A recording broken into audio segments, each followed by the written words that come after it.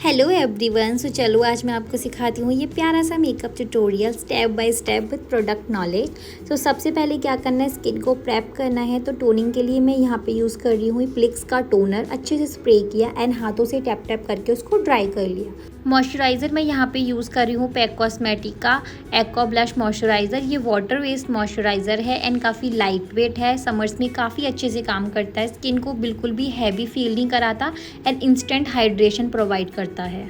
Primer मैं यहाँ पे यूज़ कर रही हूँ मार्स कॉस्मेटिक का ग्रिपिंग प्राइमर एंड ये प्राइमर काफ़ी ज़्यादा अच्छा है। ये अफोर्डेबल प्राइमर भी है तो इजीली इसको बिगनर्स अफोर्ड भी कर सकते हैं। ग्रिपिंग प्राइमर मैं इसलिए यूज़ कर रही हूँ क्योंकि मुझे अपने बेस को लॉन्ग लास्टिंग बनाना है एंड मैं चाहती हूँ कि मेरा बेस मेरे स्किन से अच्छे से स्टिक हो जाए, इसलिए मैं ग्रिपिंग प्राइमर का यूज़ कर रही हूँ। एंड अगर आप किसी और ब्रांड्स का यूज़ करना चाहते हैं तो आप किसी और ब्रांड का भी यूज़ कर सकते हैं। एंड आप देख सकते हैं कि ये कितनी अच्छी ग्रिप प्रोवाइड करता है। उसके बाद मैं यूज़ करूँ यहाँ पे फॉरएवर 52 का कंसीलर, तो जिसका शेड मेरे स्किन टोन से 2 शेड डार्कर है। तो मैंने 2 शेड डार्कर कंसीलर इसलिए यूज़ किया है ताकि मैं अपने डार्क प्रॉब्लम्स जैसे कि मेरे डार्क सर्कल्स, मेरी पिगमेंटेशन एंड मेरे डार्क स्पॉट्स को मैं इजीली हाइड कर सकूं। तो इसका जो शेड है वो है 06। तो मैं 06 यूज़ कर रही हूँ नंबर फॉरएवर 52 का। एंड इससे मैं अपनी जितनी भी डार्क प्रॉब्लम्स है उनको ईजिली हाइड कर सकती हूँ बिना किसी न्यूट्रलाइज़र के। उसके बाद मैं इसको ब्लेंड करूँगी ब्रश की हेल्प से। अगर आप ब्रश से करना चाहते हो तो ब्रश से भी कर सकते हैं, अगर आप स्पॉन्ज से करना चाहते हो तो स्पॉन्ज से भी कर सकते हैं।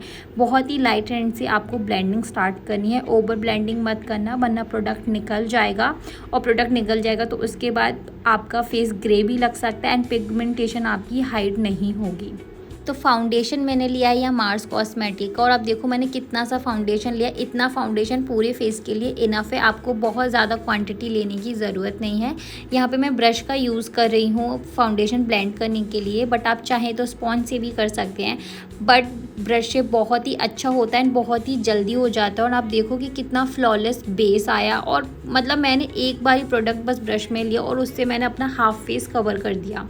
तो कॉन्टोर के लिए मैं यहाँ पे यूज़ कर रही हूँ नायका की कॉन्टोर स्टिक और ये क्रीमी कॉन्टोर स्टिक है तो इजीली ब्लेंड भी हो जाती है और इसे मैं काफ़ी टाइम से यूज़ कर रही हूँ। अगर आप बिगनर है, बहुत ज़्यादा अफोर्ड नहीं कर सकते, ये काफ़ी अफोर्डेबल भी है।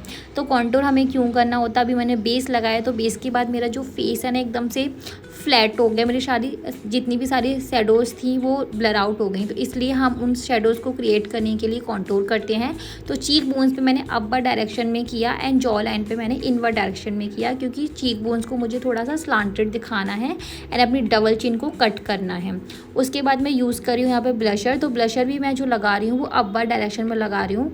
वैसे मैं डायरेक्टली बेस के ऊपर ही ब्लशर अप्लाई कर रही हूँ। अगर आप कंफर्टेबल नहीं हो तो पहले उसको एक्टिवेट करो, फिर उसको ब्रश की हेल्प से आप फेस पे लगा सकते हो। मैं डायरेक्टली लगा लेती हूँ क्योंकि मैं इजीली ब्लेंड कर लेती हूँ। उसके बाद मैं इसको ब्लेंड करूँगी ब्रश की हेल्प से। तो अब हमारा जो कॉन्टोर है और जो ब्लशर है वो अलग अलग नहीं दिखना चाहिए, वो आपस में मर्ज होना चाहिए। अगर अलग दिखेगा तो बहुत अजीब लगेगा, इसलिए सारी चीज़ें आपस में मर्ज होनी चाहिए, कुछ भी अलग नहीं देखना चाहिए। तो मैंने बहुत ही लाइट हैंड से ब्रश की हेल्प से बहुत ही अच्छे से ब्लशर को ब्लेंड किया है और आप देखो कितनी लाइट हैंड से कर रही हूँ। अगर ज़्यादा हार्श चलाऊँगी ब्रश तो मेरा ब्लश गायब ही हो जाएगा। उसके बाद मैं यूज़ कर रही हूँ बेस हाईलाइटिंग के लिए 2 शेड लाइटर कंसीलर और मैं 2 शेड लाइट कंसीलर इसलिए यूज़ कर रही हूँ क्योंकि मुझे अपने हाई पॉइंट्स को और ज़्यादा इन्हेंस दिखाना है, यानी कि मेरे जो हाई पॉइंट्स हैं वो थोड़े और बेस के अकॉर्डिंग थोड़ी इन्हेंस दिखे तो मैं लाइट शेड का यूज़ कर रही हूँ। जहाँ पे डेप्थ क्रिएट करोगे डार्क कलर का यूज़ करोगे, जहाँ पे इन्हेंस करना है यानी कि और ज़्यादा दिखाना उस चीज़ को वहाँ पे आप लाइट कलर का यूज़ करोगे। तो मैं अपनी कंसीलिंग को अच्छे से ब्लेंड कर रही हूँ। तो ब्लेंड करने के लिए मैंने यहाँ पे ब्रश से ही ब्लेंड किया है क्योंकि मैं ब्रश में ज़्यादा कंफर्टेबल होती हूँ एंड सच बताऊँ तो ब्रश से ब्लेंड करना मुझे ज़्यादा ईजी लगता है अकॉर्डिंग टू स्पॉन्ज, तो इसलिए मैं ब्रश से ही करती हूँ। उसके बाद मैंने अच्छे से अपने पूरे कंसीलर को ब्लेंड कर लिया है। अब बेस को करना है लॉक। तो लॉक करने के लिए यहाँ पे मैंने पैक कॉस्मेटिक का लूज़ पाउडर लिया है और लॉक करने के लिए मैं यहाँ पे पाउडर पफ से लॉक कर रही हूँ। अगर आप चाहते हो तो आप ब्रश से भी सीधे लॉक कर सकते हो बेस को। तो पहले मैंने अपनी अंडर आइज़ को लॉक किया है। अगर आप पाउडर पफ से लॉक करते हो तो पता है क्या होता है, जो भी क्रीजेस भी आ जाती हैं या ब्रश के जो पैच रह जाते हैं वो भी ब्लेंड होते जाते हैं एंड आपका फेस लॉक होता जाता है। तो मैंने 2 अंडर आइज़ के नीचे अपने पाउडर पहले ही लगा लिया, यानी कि लॉकिंग कर ली है मैंने, क्योंकि अब मैं आइज़ के ऊपर मेकअप करूँगी तो जो भी फॉल आउट होगा वो इजीली क्लीन हो जाएगा। तो पहले मैंने ब्लैक कलर का काजल अपनी लिड पे अप्लाई किया, उसके बाद एक मैंने पर्पल कलर का शेड लिया एंड स्मॉल साइज ब्रश को उस ब्लैक जो काजल लगाया था उसको अच्छे से स्मच किया पर्पल कलर के साथ। उसके बाद फिर मैंने लिया है ये lighter pink colour and pink colour को मैंने मर्ज किया ये पर्पल कलर के साथ एंड पर्पल और पिंक का ट्रांजिशन दिखना चाहिए, ऐसा नहीं कि पर्पल बिल्कुल गायब हो जाए, दोनों का अलग ट्रांजिशन दिखना चाहिए कि डार्क एंड लाइट का एक शेड क्रिएट हो रहा है। उसके बाद अच्छे से उसको ब्लेंड किया, ब्लेंड करने के बाद फिर सबसे लाइटर पिंक कलर लिया मैंने एंड जितने भी लाइंस जो भी हार्श थी अलग से दिख रही थी उन सबको स्मूथ कर दिया ब्लेंड करके एंड एक पिंक शिमर लिया और शिमर को अप्लाई किया अपनी आई बॉल के ऊपर। ध्यान रखना है आई बॉल के ऊपर ही अप्लाई करना है एंड क्रीज लाइन के ऊपर नहीं जाना। उसके बाद मैंने यहाँ पे लगाया है इनसाइड का पिगमेंट सिल्वर कलर का, काफ़ी अच्छा लगता है एंड ब्रश से सारा जितना भी एक्सेस प्रोडक्ट है सबको रिमूव कर दिया।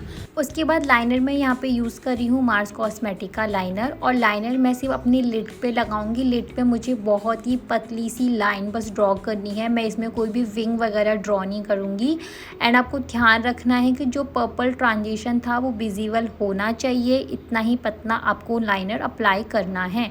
आप कोई भी लाइनर ले सकते हैं। उसके बाद जितना भी मैंने पाउडर लगाया था सबको रिमूव कर दिया, जितना भी प्रोडक्ट फॉल हुआ था वो प्रोडक्ट भी उसके साथ रिमूव हो गया।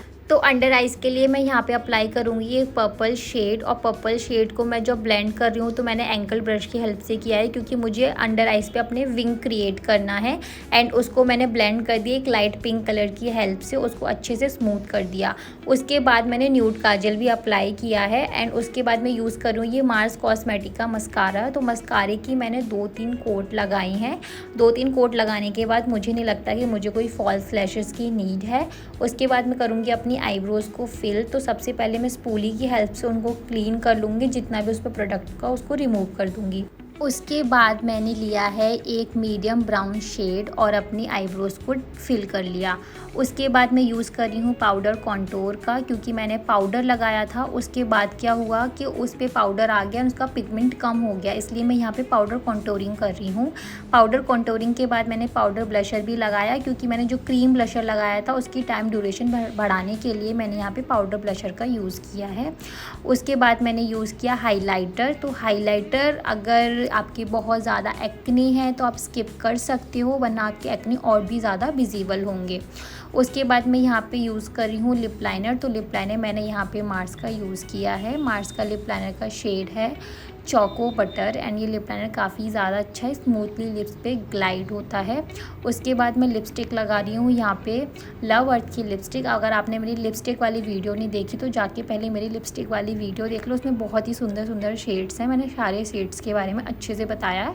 उसके बाद मैं यहाँ पर लगाऊँगी इनसाइड की ग्लॉस। अगर आपको ग्लॉस नहीं लगानी तो आप ग्लॉस स्किप भी कर सकते हो, बट पर्सनली मुझे ग्लॉस बहुत ज़्यादा पसंद है, इसलिए इनसाइड की ग्लॉस काफ़ी ज़्यादा अच्छी होती हैं, काफ़ी अफोर्डेबल भी होती हैं एंड मुझे पर्सनली बहुत ज़्यादा पसंद है। तो यहाँ पे जो शेड है वो थोड़ा पिंकिश शेड है ग्लॉस का। तो ये है मेरा पूरा मेकअप। अगर मेरा मेकअप पसंद आया हो, मेरा ट्यूटोरियल पसंद आया हो तो चलो वीडियो को जल्दी से लाइक कर दो और बहुत सारी कमेंट भी कर दो। Bye bye and take care.